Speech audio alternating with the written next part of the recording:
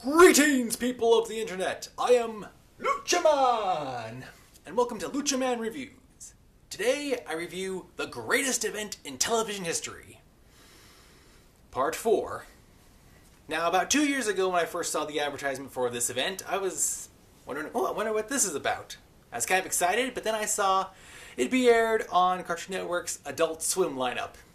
And that's when my enthusiasm evaporated just like... With Adult Swim, you gotta figure out whatever they're putting on, you gotta take it with a grain of salt. Yeah, so, if it was such a great event, then why did they have to try to do it 3 more times? Yeah, so, the greatest event in television history is a farce. It's an overglorified farce. The premise is that, that these actors and actresses, they get together a huge cast and crew, and they somehow get an obscene amount of money. And what is it they are making that is the greatest event in television history? A shot-for-shot remake of an old television show. That's it. That's the general idea behind all 4 of these. And that's the running gag, along with how in every episode, one of the actors gets so involved in the role that pretty much causes hell with the rest of the cast and crew.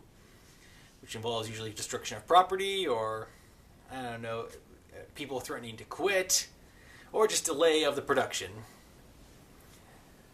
So all 4 shows that they've been doing shot-for-shot remakes of are legitimate shows that have existed.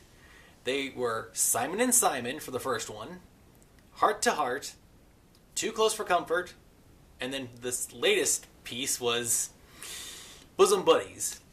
Now, in the original show, Tom Hanks was one of the actors.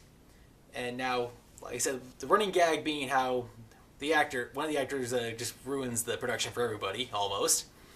The actor in question was doing Tom Hanks' role, and they thought he wasn't going to show up, so they had a second actor on standby. But when he did show up, they told the standby that he could go home, and the standby was Tom Hanks revising his role. Which I gotta admit, that was one of the 2 funny segments for this episode. The other segment was how the original opening for Bosom Buddies, the song, was one of Billy Joel's, but he didn't sing it. So, for this time, they actually had Billy Joel, who was going to be singing his own song. And they said, oh no, it doesn't sound like the guy from the show. Oh, those aren't the right words. No, you gotta change it up a bit.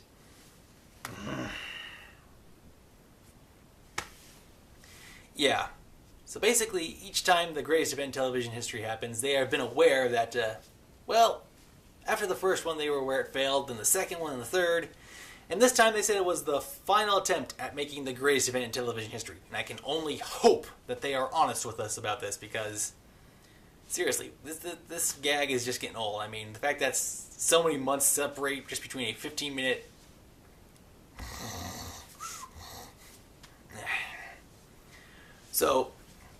So for the greatest event in television history, all 4 of them together, I give a solid 4 out of 10.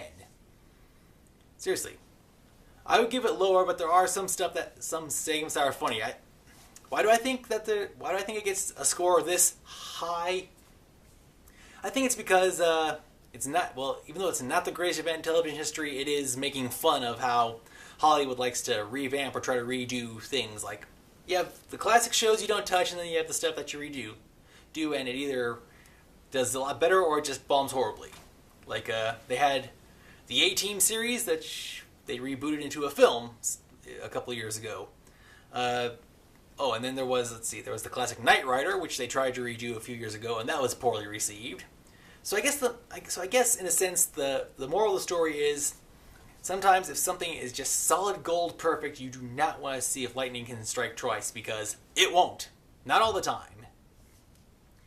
Yeah, so if they do announce the greatest event in television history Part 5, brace yourselves, it'll probably be as lousy as the first 4. So until next time, this has been LUCHA saying, you have been warned, and have a nice day.